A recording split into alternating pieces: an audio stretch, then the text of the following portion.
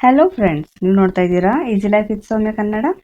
ಇವತ್ತು ನಾವು ತುಂಬಾನೇ ರುಚಿಯಾಗಿ ಆರೋಗ್ಯಕರವಾಗಿ ಕರ್ಬೇವಿನ ಸೊಪ್ಪಿನ ತೊಕ್ಕು ಮಾಡ್ತಾ ಇದ್ದೀವಿ. ಕರ್ಬೇವಿನ ಸೊಪ್ಪು ಅಂದ್ರೆ ಗೊತ್ತಲ್ಲ, ತುಂಬಾನೇ ಒಳ್ಳೆಯದು. ಜೀರ್ಣಶಕ್ತಿಗೆ, ಕೂದಲಿಗೆ, ಸ್ಕಿನ್ಗೆಲ್ಲ ತುಂಬಾ ಒಳ್ಳೆಯದು. ಈ ತೊಕ್ಕನ್ನ ಒಂದ್ಸಲ ಮಾಡ್ಬಿಟ್ರೆ ಬಿಸಿ ಬಿಸಿ ಅನ್ನಕ್ಕೆ, ರೊಟ್ಟಿಗೆ, ಚಪಾತಿಗೆ, ದೋಸೆ, ಇಡ್ಲಿಗೆ ಯಾವುದಕ್ಕೆ ಬೇಕಾದ್ರೂ ಹೊಂದ್ಕೊಬಿಡುತ್ತೆ. ಹಾಗಾದ್ರೆ ಬನ್ನಿ ವಿಡಿಯೋ ಸ್ಟಾರ್ಟ್ ಮಾಡೋಣ.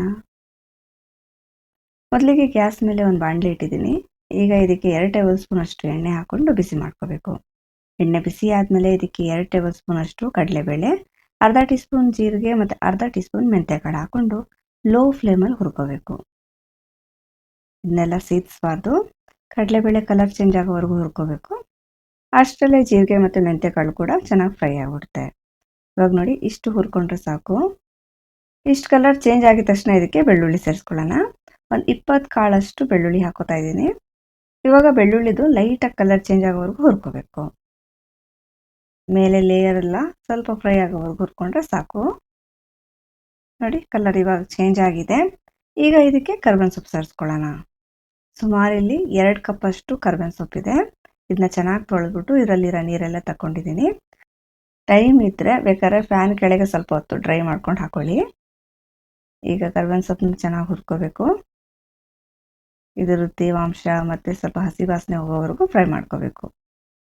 ಕರ್ಬೇವಿನ ಸೊಪ್ಪನ್ನ ಎಷ್ಟು ಚೆನ್ನಾಗಿ ಹುರ್ಕೋತೀರೋ ಅಷ್ಟು ಚೆನ್ನಾಗಿ ಬರುತ್ತೆ ಟೇಸ್ಟು. ನೋಡಿ, ಉರಿತಾ ಉರಿತಾ ಈ ಟೆಕ್ಸ್ಚರ್ ಬಂದಿದೆ. ಮೊದಲು ಹಾಕಿದಾಗ ಬೇರೆ ಥರ ಇತ್ತಲ್ಲ, ಈಗ ನೋಡಿ ಫುಲ್ಲು ಡ್ರೈ ಆಗಿದೆ. ಈ ಥರ ಆಗೋವರೆಗೂ ಹುರ್ಕೋಬೇಕು. ಈಗ ಗ್ಯಾಸ್ ಆಫ್ ಮಾಡಿಕೊಂಡು ಇದಕ್ಕೆ ಅರಿಶಿಣದ ಪುಡಿ ಒಂದು ಅರ್ಧ ಟೀ ಸ್ಪೂನ್ ಹಾಕೋತಾ ಇದ್ದೀನಿ. ಜೊತೆಗೆ 2 ಟೀ ಸ್ಪೂನ್ ಅಷ್ಟು ಅಚ್ಕಾರದ ಪುಡಿ ಹಾಕೋತಾ ಇದ್ದೀನಿ. ಅಚ್ಕಾರದ ಪುಡಿ ಇಷ್ಟೇ ಸಾಕು. ಹಸಿಮೆಣಸಿನ್ಕಾಯಿ ಕೂಡ ಆಮೇಲೆ ಹಾಕೋತೀವಿ. ಹಾಗೂ ಇದ್ರ ಜೊತೆಗೇನೆ ಹುಣಸೆಹಣ್ಣು ಸೇರಿಸ್ಕೊಳ್ಳೋಣ. ಇಷ್ಟು ಹುಣಸೆಹಣ್ಣು ಹಾಕಿದ್ರೆ ಸಾಕು. ನಿಂಬೆಹಣ್ಣು ಗಾತ್ರದಷ್ಟಿದೆ ಇದು. ಬೀಜ ಎಲ್ಲ ತಗೊಂಡು ಹಾಕೋಬೇಕು. ಈಗ ಚೆನ್ನಾಗಿ ಮಿಕ್ಸ್ ಮಾಡ್ಕೋಬೇಕು. ಗ್ಯಾಸ್ ಆಫ್ ಆಗಿದೆ. ಈಗ ಚೆನ್ನಾಗಿ ಮಿಕ್ಸ್ ಮಾಡಿಕೊಂಡು ಈ ಮಿಕ್ಸ್ಚರ್ ಫುಲ್ ತಣ್ಣಗಾದ್ಮೇಲೆ ನುಣ್ಣಗೆ ರುಬ್ಕೋಬೇಕು. ಎಷ್ಟು ಬೇಕೋ ಅಷ್ಟು ನೀರು ಸೇರಿಸ್ಕೊಂಡು ಮಿಕ್ಸಿಲಿ ರುಬ್ಕೊಂಡು ಬರೋಣ. ನೋಡಿ, ಈ ಥರ ನುಣ್ಣಗೆ ರುಬ್ಕೊಂಡಿದ್ದೀನಿ. ಇವಾಗ ಮತ್ತೆ ಗ್ಯಾಸ್ ಮೇಲೆ ಬಾಣಲೆ ಇಟ್ಬಿಟ್ಟು ಇದಕ್ಕೆ ಅರ್ಧ ಕಪ್ ಅಷ್ಟು ಎಣ್ಣೆ ಹಾಕ್ತಾ ಇದ್ದೀನಿ. ಇದಕ್ಕೆ ಸ್ವಲ್ಪ ಎಣ್ಣೆ ಜಾಸ್ತಿ ಬೇಕಾಗುತ್ತೆ. ಅದಲ್ಲದೆ ಕಡಲೆಬೇಳೆ ಕೂಡ ರುಬ್ಬಿ ಹಾಕಿದ್ದೀವಲ್ಲ, ಅದು ಎಣ್ಣೆ ಹೀರ್ಕೊಬಿಡುತ್ತೆ.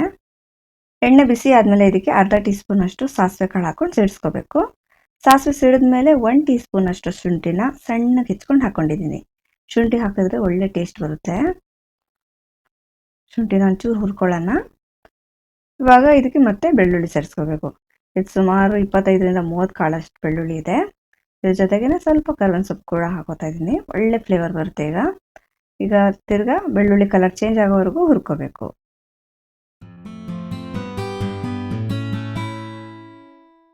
ನೋಡಿ, ಇಷ್ಟು ಚೇಂಜ್ ಆದರೆ ಸಾಕು.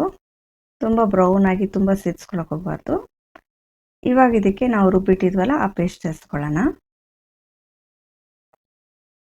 ಮತ್ತೆ ಎಣ್ಣೆ ಜೊತೆ ಒಂದ್ಸಲ ಈ ಥರ ಮಿಕ್ಸ್ ಮಾಡ್ಕೋಬೇಕು. ಈ ಥರ ಮಿಕ್ಸ್ ಮಾಡಾದ್ಮೇಲೆ ಇದಕ್ಕೆ 3-4 ಹಸಿಮೆಣಸಿನ್ಕಾಯಿನ ಈ ಥರ ರಫ್ ಆಗಿ ಕಟ್ ಮಾಡ್ಕೊಂಡು ಹಾಕ್ತಾ ಇದ್ದೀನಿ. ಈ ಥರ ಕಟ್ ಮಾಡ್ಕೊಂಡು ಹಾಕಿದಾಗ ಖಾರ ಬರಲ್ಲ, ಫ್ಲೇವರ್ ಚೆನ್ನಾಗಿ ಬರುತ್ತೆ. ಜೊತೆಗೆ ರುಚಿ ತಕ್ಕಷ್ಟು ಉಪ್ಪು ಹಾಕೊಳ್ಳೋಣ. ಮೊದಲಿಂದ ನಾವು ಉಪ್ಪು ಹಾಕಿಲ್ಲ, ಲಾಸ್ಟಲ್ಲಿ ಈ ಥರ ಉಪ್ಪು ಹಾಕೋಬೇಕು. ಇದ್ರ ಜೊತೆಗೇನೆ 1 ಟೇಬಲ್ ಸ್ಪೂನ್ ಅಷ್ಟು ಬೆಲ್ಲ ಹಾಕೋತಾ ಇದ್ದೀನಿ. ತುಂಬಾ ಹುಳಿ ಮತ್ತು ಖಾರ ಎಲ್ಲ ಹಾಕಿದ್ದೀವಲ್ಲ, ಬೆಲ್ಲ ಹಾಕಿದಾಗ ಟೇಸ್ಟ್ನ ಬ್ಯಾಲೆನ್ಸ್ ಮಾಡುತ್ತೆ. ಈಗ ಚೆನ್ನಾಗಿ ಲೋ ಫ್ಲೇಮಲ್ಲಿ ಒಂದು 4-5 ನಿಮಿಷ ಮಿಕ್ಸ್ ಮಾಡ್ಕೋಬೇಕು. ಮಿಕ್ಸ್ ಮಾಡ್ತಾ ಮಾಡ್ತಾ ಎಣ್ಣೆ ಎಲ್ಲ ಮೇಲೆ ಬರುತ್ತೆ ಮತ್ತು ಗೊಜ್ಜೇನಿದೆ ಪ್ಯಾನ್ ಬಿಡೋಕ್ಕೆ ಸ್ಟಾರ್ಟ್ ಆಗುತ್ತೆ. ಕಲರ್ ಕೂಡ ನೋಡಿ ಚೇಂಜ್ ಆಗಿದೆ. ಇವಾಗ ಇದು ರೆಡಿ ಆಗಿದೆ. ನೋಡಿ, ಈ ಟೆಕ್ಸ್ಚರ್ ಕರೆಕ್ಟ್ ಆಗಿದೆ.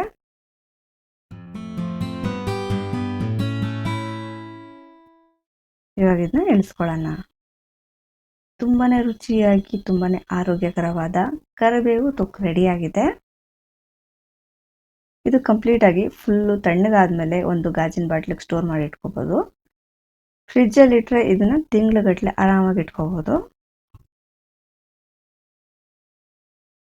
ಇವತ್ತಿನ ವಿಡಿಯೋ ನಿಮ್ಗೆ ಇಷ್ಟ ಆದರೆ ಪ್ಲೀಸ್ ನನ್ನ ಚಾನೆಲ್ನ ಸಬ್ಸ್ಕ್ರೈಬ್ ಮಾಡ್ಕೊಳ್ಳಿ, ವಿಡಿಯೋನ ಲೈಕ್ ಮಾಡಿ. Thank you for watching.